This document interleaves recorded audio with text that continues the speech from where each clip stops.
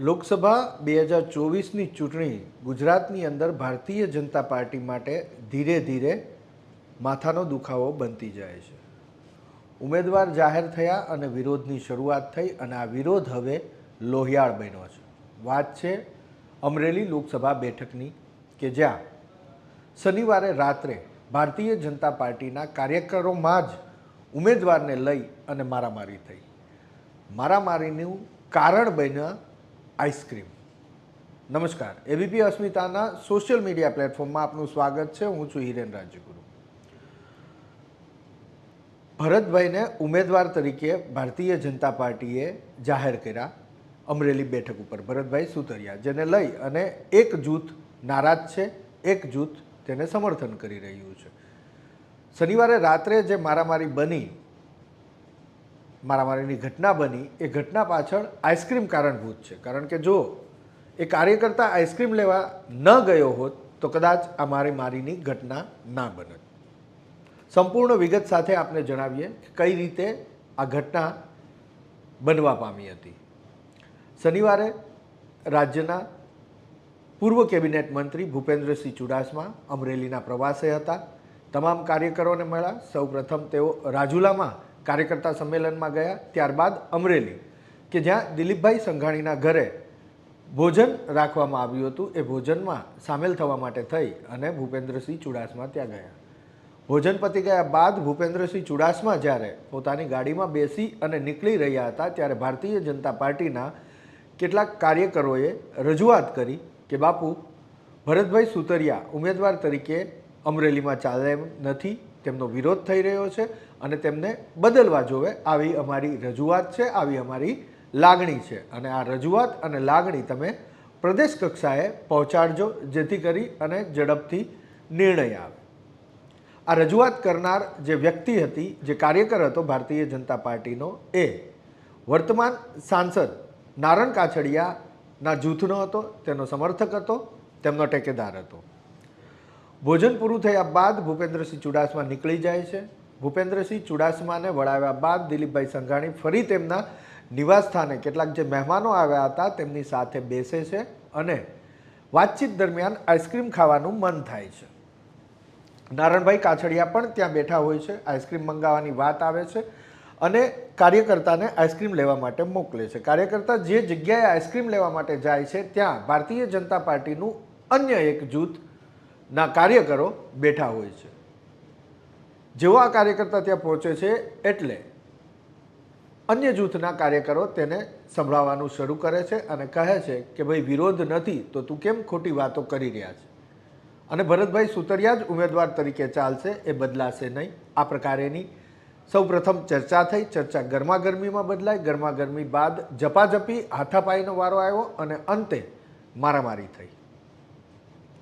જ્યારે આ મારામારી થઈ રહી હતી ત્યારે જ નારણભાઈ કાછડિયાના અન્ય એક સમર્થકે ત્યાં ટેલિફોનિક જાણ કરી નારણભાઈને કે જે કાર્યકર્તા છે, તમારો સમર્થક છે, તેને અહીંયા મારવામાં આવી રહ્યો છે. આ ફોન કટ કરતાની સાથે જ નારણભાઈ કાછડિયા થોડી વારમાં ત્યાં પહોંચી જાય છે ઘટના સ્થળે. બંને જૂથના કાર્યકરોને શાંત કરવાનો પ્રયાસ કરે છે અને દરમિયાન નારણભાઈ કાછડિયા કે જે વર્તમાન સાંસદ છે તેમની સાથે પણ ભારતીય જનતા પાર્ટીના કાર્યકરો અણછાજતો વ્યવહાર કરે છે અને સમાચાર જ્યાં સુધી મળે છે ત્યાં સુધી નારણભાઈ કાછડિયા સાથે પણ ઝપાઝપી ભારતીય જનતા પાર્ટીના કાર્યકરો કરે છે. આ વાત જાણવા મળી છે. જો કે આ વાતને સત્તાવાર સમર્થન ભારતીય જનતા પાર્ટી, તેમના કાર્યકર, તેમના હોદ્દેદાર કે ખુદ નારણભાઈ કાછડિયા તરફથી મળ્યું નથી. સમગ્ર મામલો શાંત થાય છે. જો કે સમાચાર માધ્યમોની અંદર આ બાબત ઉછળતા મામલો ગરમાય છે. વાત વિરોધની હતી. વિરોધની વાત મારામારી સુધી પહોંચી અને વિરોધ લોહિયાળ બન્યો. ભારતીય જનતા પાર્ટીએ આ બાબતની ગંભીર નોંધ લીધી. લોકસભાના પ્રભારી અમરેલીના પૂર્વ મંત્રી ધર્મેન્દ્રસિંહ જાડેજા એટલે કે હકુભા છે. હકુભા આ વિડીયો બને છે ત્યાં સુધીમાં અમરેલી પહોંચી જશે. અમરેલીમાં બંને જૂથ સાથે તેઓ બેઠક કરશે. બેઠક કરી અને સાચું કારણ જાણશે. કારણ કે મીડિયામાં આ સમાચારો આવ્યા બાદ ભારતીય જનતા પાર્ટીના જે લોકો છે એ બજારની અંદર એવી વાત કરી રહ્યા છે કે આમાં ઉમેદવારને લઈ અને કોઈ બાબતે ઘર્ષણ સંઘર્ષ કે મારામારી થઈ નથી, પરંતુ કાર્યકરોની અંદરો અંદરની બાબત હતી. ક્યાંક એવી પણ વાત સાંભળવા મળે છે કે પૈસાની લેતી દેતીની બાબત હતી. હકુભા જાડેજા હવે આ જે બાબત છે તેની હકીકત જાણવાનો પ્રયાસ કરશે કે ખરેખર મારામારી કઈ બાબતને લઈને થઈ હતી. પ્રદેશ કક્ષાએથી બંને જૂથના નેતાઓને, એટલે કે જે મારામારી થઈ એમાં એક કાર્યકરનું જૂથ એ નારણભાઈ કાછડિયાનું હતું, તો બીજું જૂથ એ હાલના અમરેલીના ધારાસભ્ય કૌશિક વેકરિયાનું હતું. સમર્થન જે લોકો ઉમેદવારોનું કરી રહ્યા છે એ કૌશિક વેકરિયાના જૂથના લોકો કરી રહ્યા છે, અને વિરોધ જે લોકો કરી રહ્યા છે એ ન માત્ર નારણભાઈ કાછડિયા પરંતુ દિલીપભાઈ સંઘાણી સાથે જોડાયેલા કાર્યકરો પણ વિરોધ કરી રહ્યા હોવાનું જાણવા મળી રહ્યું છે. હવે આ વિરોધની શરૂઆત ક્યાંથી થઈ એનું મૂળ પણ ચકાસવાનો પ્રયાસ કરીએ. ઉમેદવાર નક્કી કરવાના હતા, એટલે ભારતીય જનતા પાર્ટીના જે ધારાસભ્યો છે, આસપાસના 5 ધારાસભ્યો, એ 5 ધારાસભ્યોએ મળી અને ભરતભાઈ સુતરિયાનું નામ સજેસ્ટ કર્યું.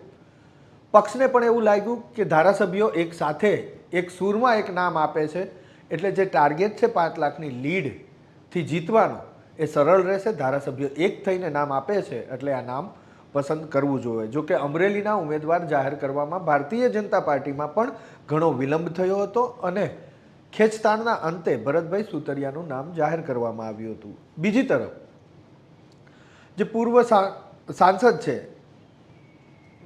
નારણભાઈ કાછડિયા, દિલીપભાઈ સંઘાણી, ભરત કાનાબાર, આ બધું જે જૂથ છે એ જૂથ ભરતભાઈ સુતરિયાને બદલાવાની તરફેણમાં છે. તેમનું કહેવું છે કે આ ઉમેદવાર ચાલે એમ નથી. જો આ ઉમેદવાર નહીં બદલાય તો ભારતીય જનતા પાર્ટીએ વિપરીત પરિણામ ભોગવવું પડશે. આ રીતની વાત ચર્ચાય છે અને સામે આવી છે. તો આ વિરોધ ક્યાંથી શરૂ થયો, વિરોધ બાદ મારામારી કેમ થઈ અને મારામારીની અંદર આઈસ્ક્રીમ કેવી રીતે નિમિત્ત બન્યો તેની કહાની આપને સંભળાવી. જો કે શિક્ષાત્મક પગલાં લેવાશે તેવી પણ વાત પ્રદેશ કક્ષાના નેતાઓ કરી રહ્યા છે તેવું પણ સાંભળવા મળ્યું છે. સાંભળવા એટલા માટે મળ્યું છે, શબ્દ પ્રયોગ કરું છું, કારણ કે ભારતીય જનતા પાર્ટીના ઉમેદવાર, નેતા, કાર્યકર કોઈ પણને મીડિયા ઇન્ટરેક્શન કરવાની મનાઈ છે.